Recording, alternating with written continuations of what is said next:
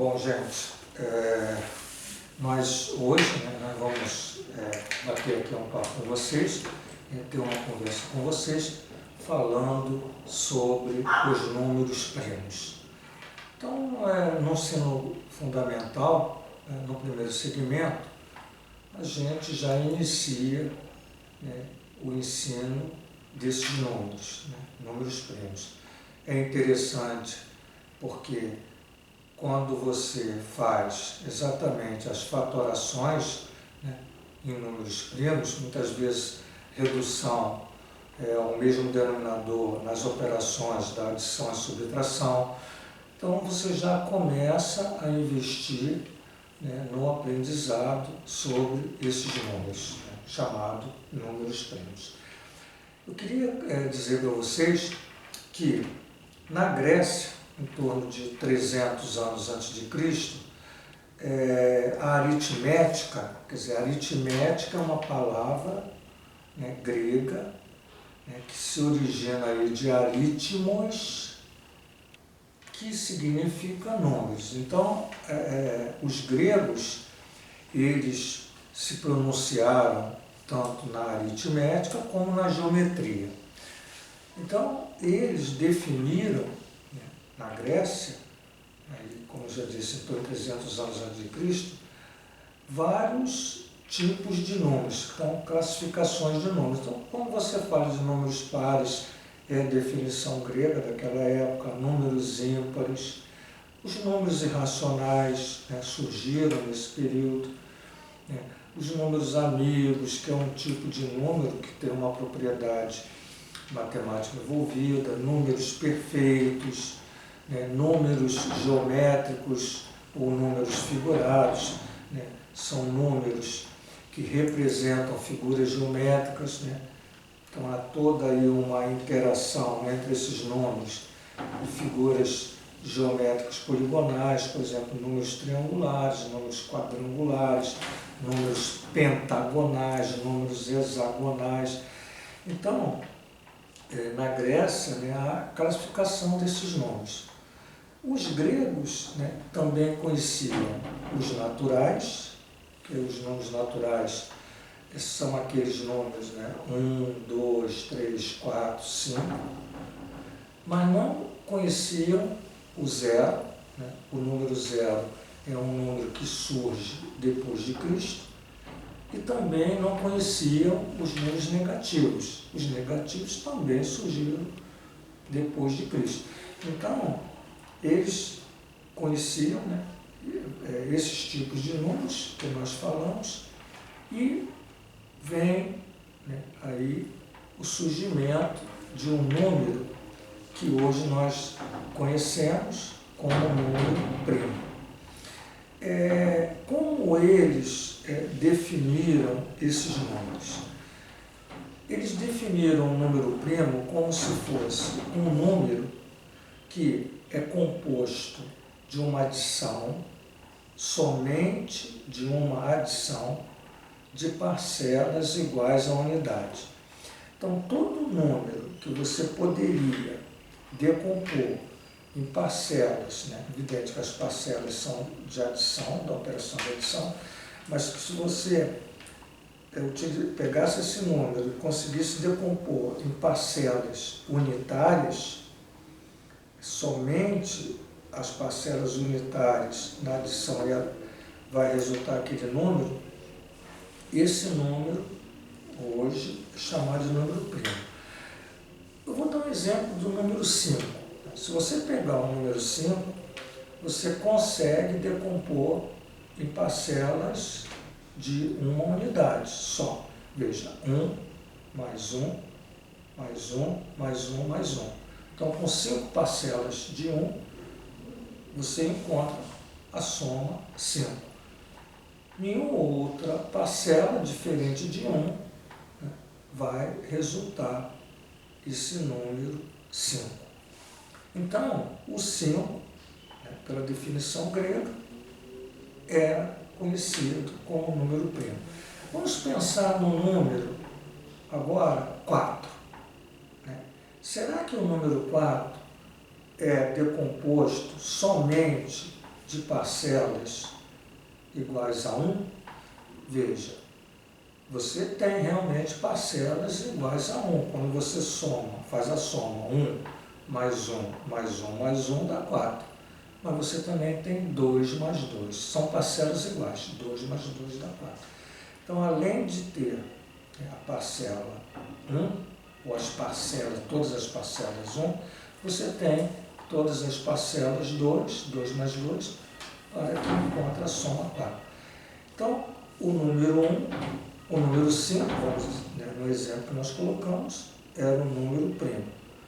Já o número 4, como ele pode ser decomposto em outras parcelas diferentes da unidade, ele passou a se chamar número composto. Composto de outras parcelas diferentes das parcelas iguais a 1.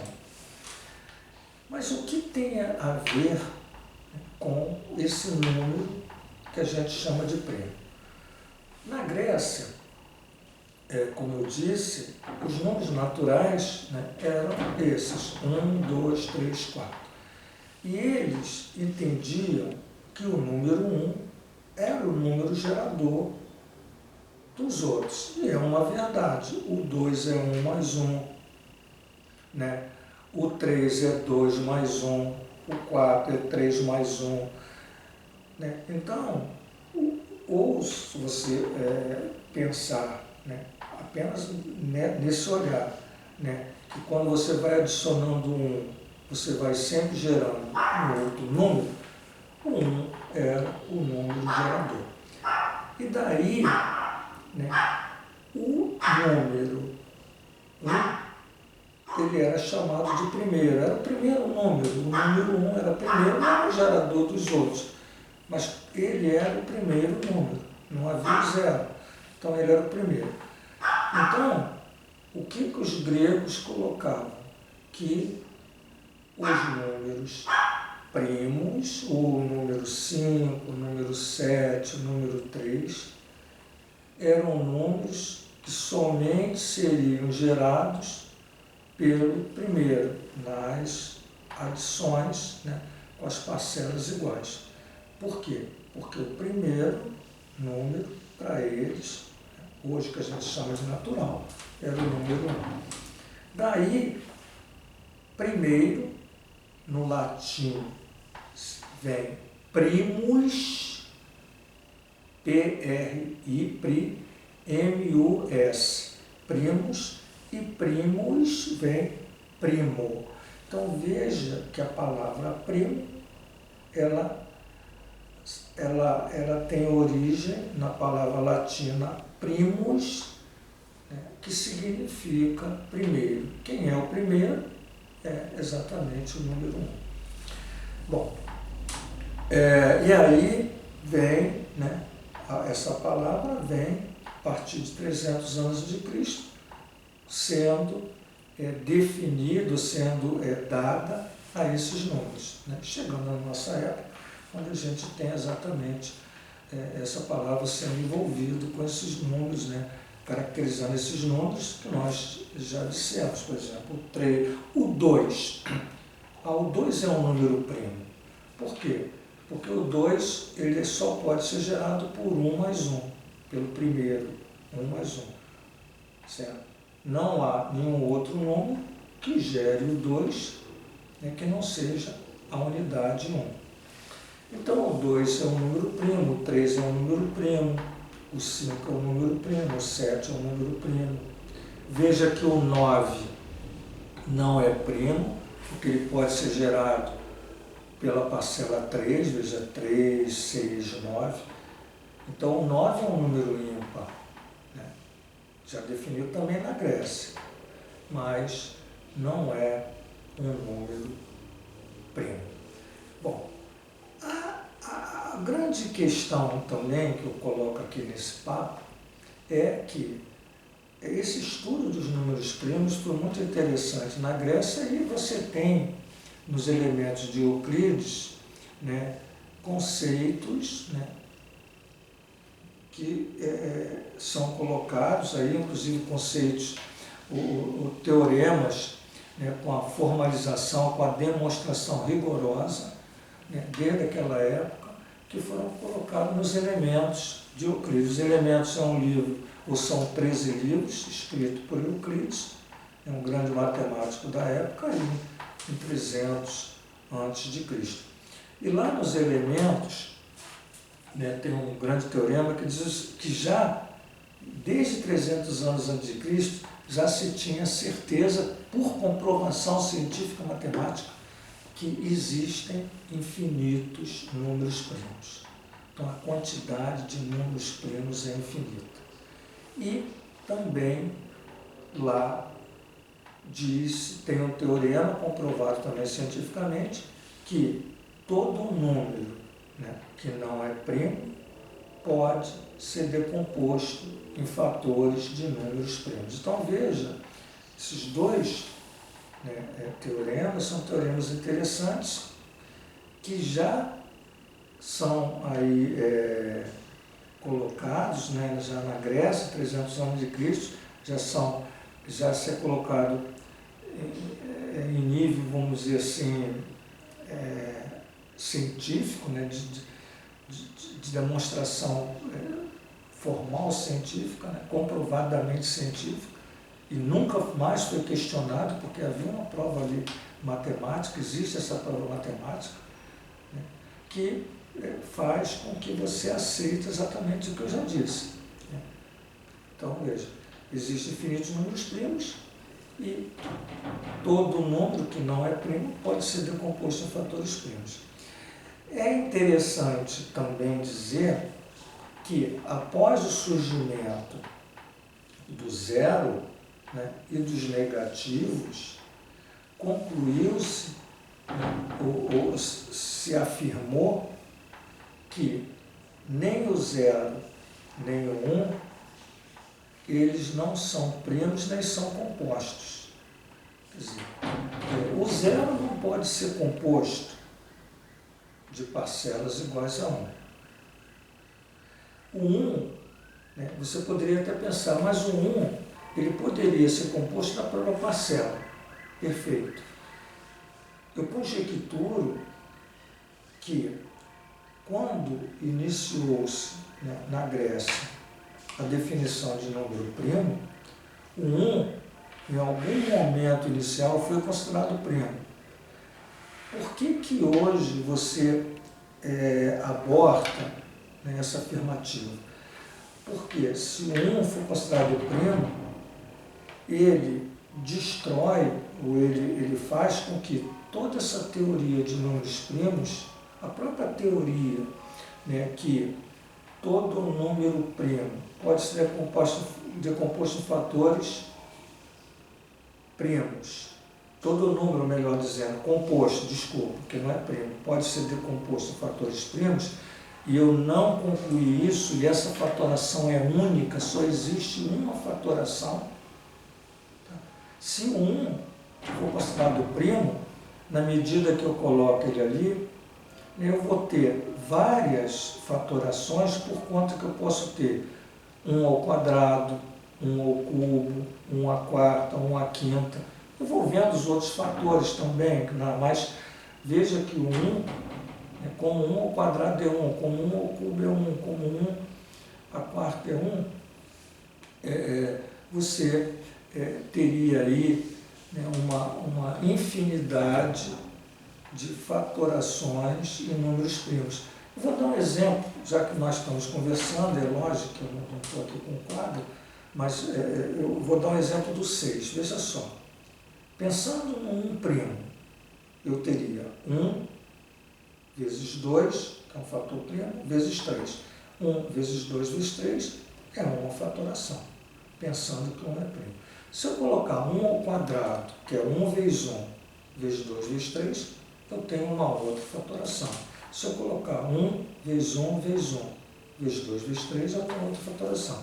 Então veja que esse 1, ele faz com que, né, eu tenha várias fatorações, embora 1 ao quadrado é 1, 1 ao cubo é 1, 1 à quarta é 1, mas a fatoração era diferente. O número de fatores ali, né, ele faz com que essas fatorações, né, sejam diferentes. E isso é um dos problemas, né, que foi considerado para que o 1 não seja considerado número primo, né, além de outras, né, que envolvem essa grande teoria de números primos. Então, hoje, nem o 0, nem o 1, ele não é primo nem é composto. A outra questão são os negativos. Evidente que o -1 também não é primo nem composto. Mas veja, o -2, o -3, o -5 e o -7, etc., quer dizer, os simétricos dos primos, né? Qual o simétrico de 2? -2. Qual o simétrico de 3? -3. Qual o simétrico de 4? -4.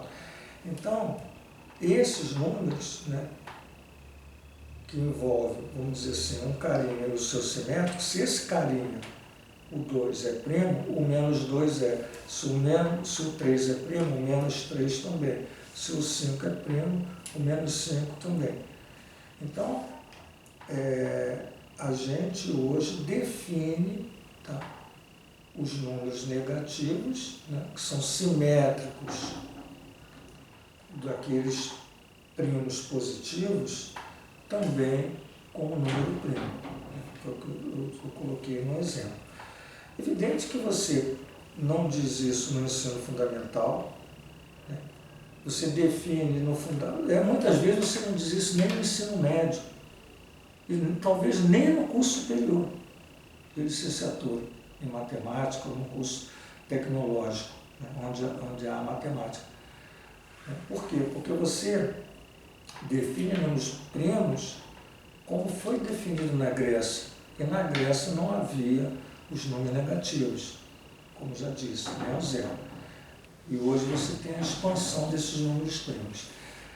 E aí é evidente que você não diz isso, né, e faz com que algumas pessoas se assustem na sua vida, né, quando alguém diz, por exemplo, que o -3 é um número primo, que o -5 é um número primo. Entendeu? Então, hoje você define o número primo não da forma grega, né? Hoje você diz, olha, esse cara é primo se ele admite como divisores a unidade ele próprio, né? Tipo o 3 só admite como divisores o 3, né? Ou 1. Quer dizer, na realidade, é um número, ele é divisível somente pelo 1, né? Voltando a essa fala. O número 3, o número 5, por exemplo, cada número desse só é divisível por ele próprio ou pela unidade. Evidente que todo número que é divisível por ele próprio e pela unidade, esses números só pode ser decomposto em fatores unitários, né?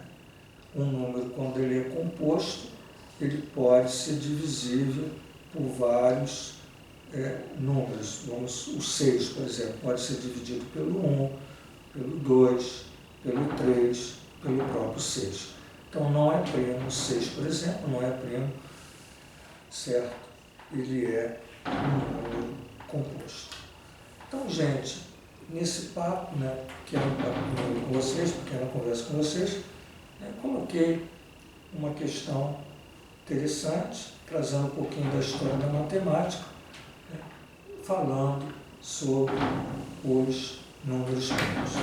Queria agradecer, né, essa atenção de vocês e esperar um novo encontro. Eu espero que a gente tenha um novo encontro, né, que eu possa estar trazendo, né, outras informações interessantes da matemática. Um grande abraço e até a próxima.